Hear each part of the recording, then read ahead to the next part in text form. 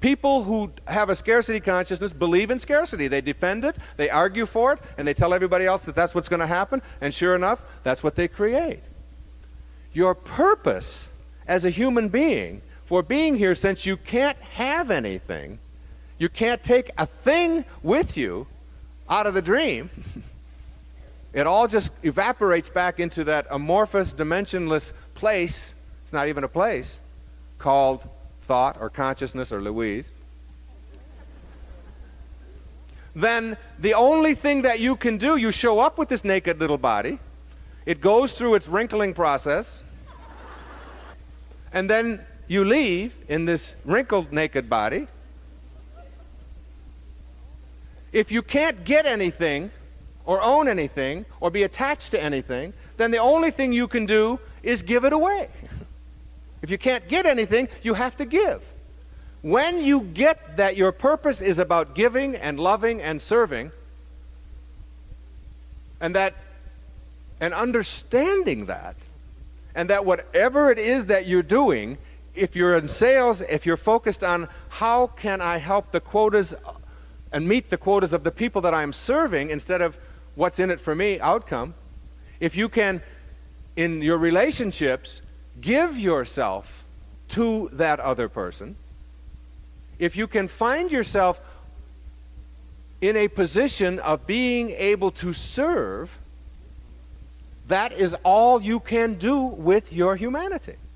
The measure of the effectiveness of your life is not going to be in what you accumulated. It's going to be in what you were able to give.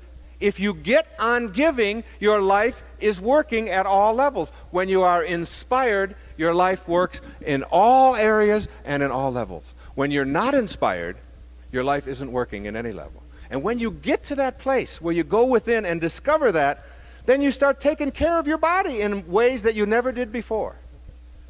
Or as the Sufis say, if you don't have a temple in your heart, you'll never find your heart in a temple. It's really about going within, discovering this invisible dimension of yourself through meditation. I don't know how else to do it.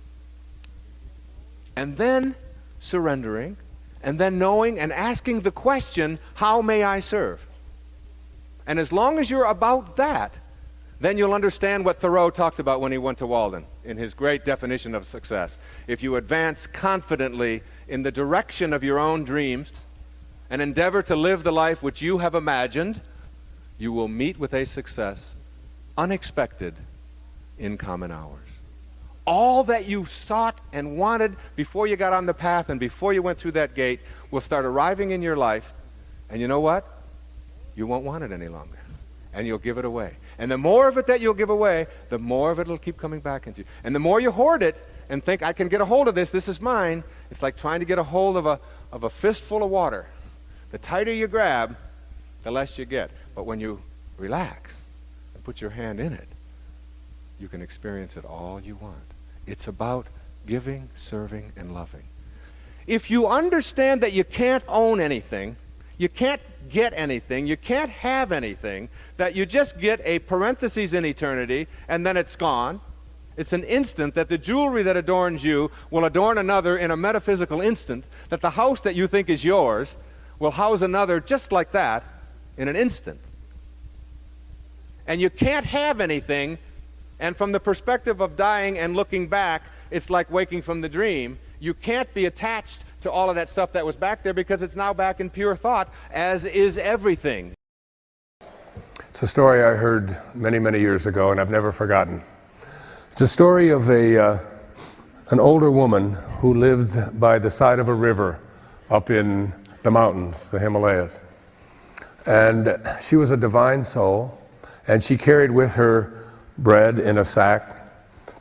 And one day, she was sitting by the edge of the river where she lived, and as she was looking at the riverbed, she noticed a precious stone.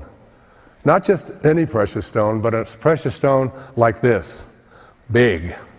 And she picked it up and realized that with this precious stone and its value, she would have a lock on abundance and prosperity for the rest of her life. Such was its value. And as she was sitting there, she put the stone back in her bag, and a man, a traveler, an itinerant traveler, came along and noticed her sitting by the edge of the river. And he asked her, he said, "I'm hungry, I've had nothing to eat. Could I have something to eat?" She said, "Of course." And she reached into her bag, and she took out a crust of bread and handed it to him. As she did this, the traveler noticed the precious stone gleaming. And he said to her, "I'd like to have that. Could I have that, please?" And she said, "Of course." And she reached into the bag and she handed it to him. Now he knew, being poor, that this was the answer to his success he had always wanted, and the abundance and the prosperity, and he left. And the next day he came back. And he talked to the woman. He said, "I'm giving you this stone back." He said, "But I would like you to give me something even more precious than this stone." And she said, "What would that be?" He said, "I would like you to give me what you have inside of you that allowed you to give me that stone." God bless you. Namaste. Thank you. Thank you. Thank you very much. Thank you.